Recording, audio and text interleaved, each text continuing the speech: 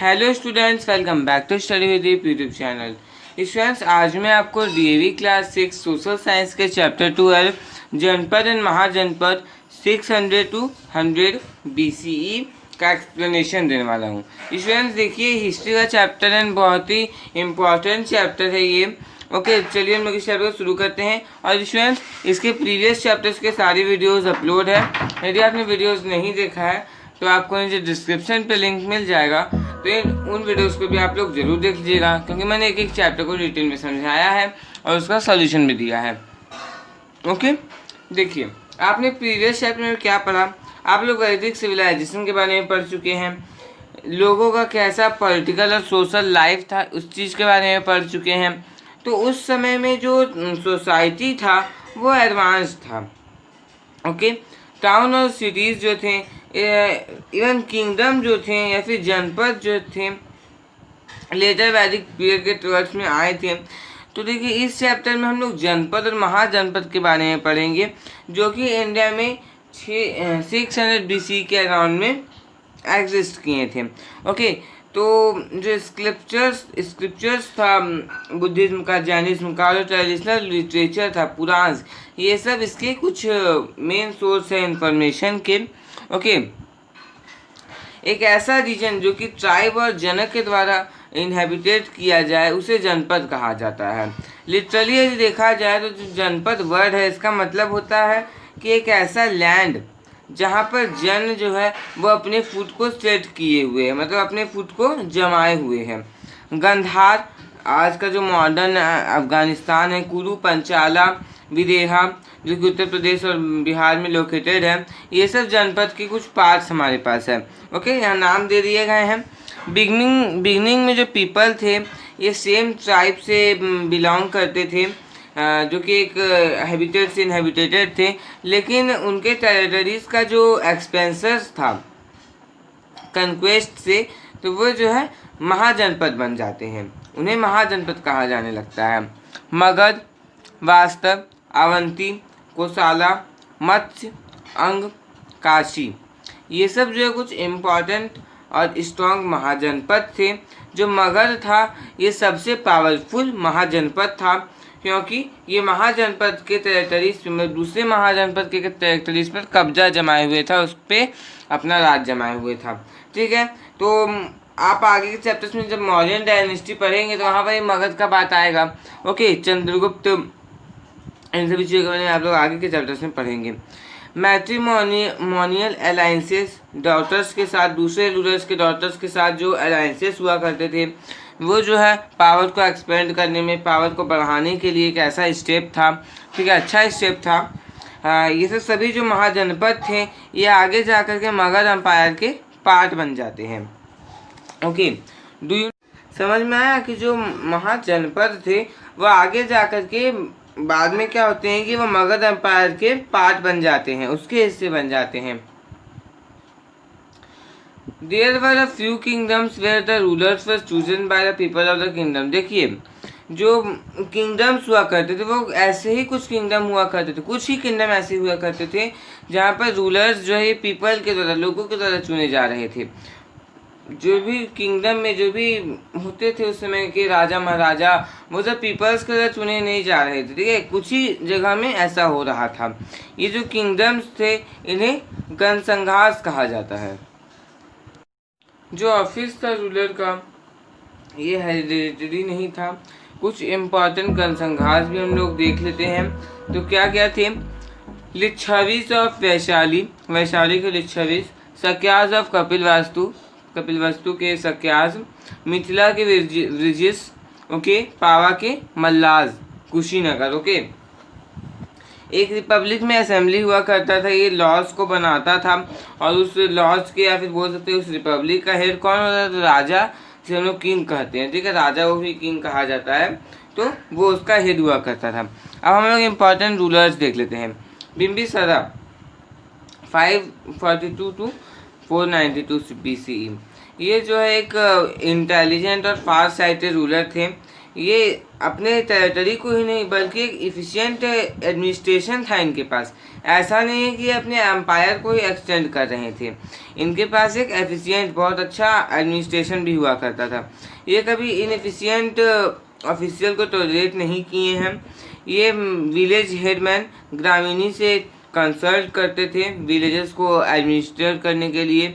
उसके बाद वो विलेज को उस प्रकार से एडमिनिस्ट्रेट करते थे।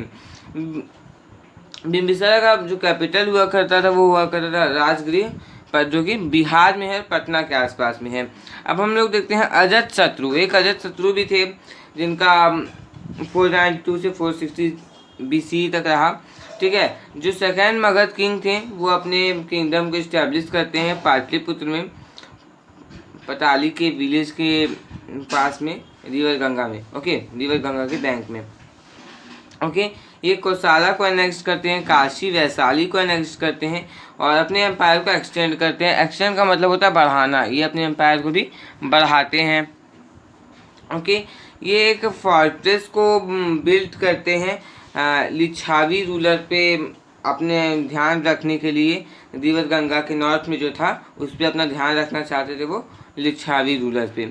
अजातशत्रु जो ये बुद्धिज़्म और जैनिज़्म से डीपली इन्फ्लुएंस्ड थे। ओके, चलिए, तो हम लोग का अजातशत्रु भी हो गया, बिम्बिसारा भी हो गया। अब हम लोग देखते हैं दर्शक 460 to 444 BC। पुराण के अकॉर्डिंग में ये अजातशत्रु के डेथ के बाद मगध के किंग बनते हैं। जो दो इम्पोर्टेंट डायनेस्टीज थे, शिशुनगाज और नंदाज, ये आगे जाकर के मगध पे रूल करते हैं। मगध नंदाज के अंदर एक बहुत ही प्रेस्टिजियस पोजीशन को अटेन करता है, बहुत ही अच्छा रहता है ये इनका पोजीशन। ये अपने टेरिटरी को आगे मगध में बढ़ाते जाते हैं, मगध के आगे भी अपनी टेरिटरी को बढ़ाते जाते हैं। जो लास्ट किंग था धनानंद का, सॉरी गलती से बोल दिया, जो लास्ट किंग था नंद का उसे धनानंद कहा गया, वो धनानंद था। ठीक है, नंद डायनेस्टी का जो लास्ट किंग था वो धनानंद था। कोई इसको धनानंद पढ़ते, धनानंद सही। ओके, धनानंद नाम था इसका। ये 345 से 322 BC तक अपना राज करता है। ओके, अब हम लोग एडमिनिस्ट्रेशन देखते हैं। जो किंग था ये स्टेट का हेड हुआ करता था। इसके पास बहुत ही ज़्यादा पावर्स हुआ करते थे, ये बहुत वास्ट पावर्स को एंजॉय करता था और ये बहुत ही स्ट्रांग हुआ करता था। ठीक है, ये आर्मी का भी हेड कहलाता था और वार्स को भी ये लीड करता था, वार्स का ही प्रमुख बोल सकते हैं, तो यही हुआ करता था। ठीक है, लोगों के बीच में वो गॉड के रूप में था, उसे गॉड माना जाता था, भगवान माना जाता था। बहुत सारे ऑफिशियल्स वहाँ पर हुआ करते थे उन्हें असिस्ट करने के लिए। ठीक है, उनके ड्यूटीज़ को डिस्चार्ज करने के लिए, अपने अपनी ड्यूटीज़ को वो असिस्ट करते थे डिस्चार्जिंग के लिए। जो ऑफिशियल्स हुआ करते थे उन्हें महामात्र कहा जाता था। ओके, देखिए स्टूडेंट्स, यदि आपने ऐसे कोई सीरियल्स को देखा है जो पुराने थे, जैसे अभी हुआ था एक चंद्रगुप्त, तो इन सभी सीरियल्स को आपने देखा था, आप लोग इन सभी चीज़ों को जानते होंगे आप में से बहुत सारे लोग, बहुत सारे बच्चे। तो महामात्र कहा जाता था उन्हें।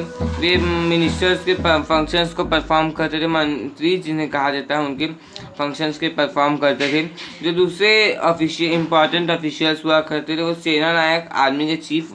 ठीक है, पुरोहित, प्रिस्ट, उस टेरिटरी के प्रिस्ट कौन है, जो सबसे बड़े प्रिस्ट होते हैं।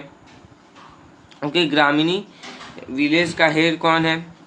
आयुक्ताज जो है ये स्टेट लेवल में सिमिलर फंक्शंस को परफॉर्म करते थे। ओके, चलिए हम लोग आगे देखते हैं। जो सिलेक्शन था ऑफिशियल्स का, ये काउंसिल के द्वारा बनाया जाता था। रिपब्लिक्स में जो मिनिस्टर ये बहुत ही इम्पोर्टेंट रोल को प्ले करते थे एडमिनिस्ट्रेशन में। जो किंग थे इनके पास एक बहुत ही पावरफुल और डिसिप्लिन आर्मी हुआ करता था। ठीक है, एलिफेंट्स भी हुआ करते थे, कैवलरी भी हुआ करते थे, इन्फेंट्री भी हुआ करते थे, चैरियट्स भी हुआ करते थे। ठीक है, तो इनके आर्मी में ये चार चीज़ हुआ करते थे।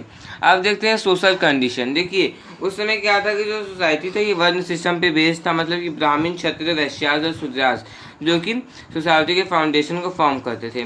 जो क्षत्रिय थे इन्हें ब्राह्मण से बेहतर माना जाता था। वैश्य को गृहपति कहा जाता था, जो कि एग्रीकल्चर को फॉलो करते थे, कैटल रियरिंग को और ट्रेड को फॉलो करते थे। शुद्रास का ड्यूटी था कि शुद्रास का ये ड्यूटी था कि वो दूसरे 3 क्लासेस के पीपल को सर्व करे। जो वर्णास थे, जो वंश थे, ये बर्थ पे बेस्ड थे, वर्थ पे नहीं, मतलब कि काम पे बेस्ड नहीं था, किसमें जन्म लिया गया है, उस व्यक्ति ने किस पे जन्म लिया है, इस पे वो डिपेंड करता था। जो फैमिली था ये इसे सोसाइटी का एक बहुत इंपॉर्टेंट यूनिट कंसिडर किया जा रहा था। जो वुमेन है ये सोसाइटी में एक प्रेस्टिजियस प्लेस को ऑक्यूपाई किए हुए थे। जो वो वेदास को पढ़ते थे, उनके एजुकेशन को बहुत ही ज़्यादा महत्व दिया जाता था, इम्पोर्टेंस दिया जाता था।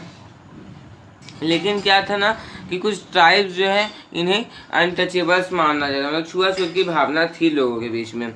अब देखते हैं रिलीजन। जो रिलीजन था वर्ण सिस्टम का और स्ट्रिक्ट रिचुअल्स थे, वे पीपल को ब्राह्मणिज्म से दूर करते हैं, हिंदुज़्म से दूर करते हैं। इस समय क्या होता है कि बुद्धिज़्म और जैनिज्म ज़्यादा पॉपुलर होता है, क्योंकि ये कैस्टिज्म और रिचुअल्स को डिस्कार्ड करते थे। ओके, किसी प्रकार के कैस्टिज्म और रिचुअल्स को डिस्कार्ड करते थे। अब इकोनॉमिक कंडीशन देखते हैं।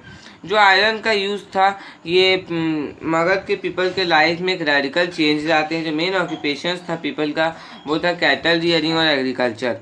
जो टीलर था इसे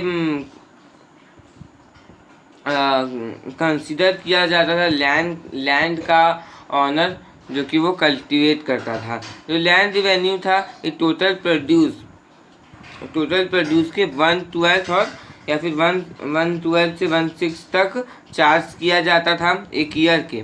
ओके, जिसे भाग कहा जाता था, शेयर भाग, हिंदी में भाग कहा जाता है इसे। उनका जो मेन क्रॉप्स हुआ करता था वो वीट हुआ करता था, कॉटन, राइस, शुगर केन हुआ करता था। ये एक साल में यूजुअली 3 क्रॉप्स को प्रोड्यूस करते थे।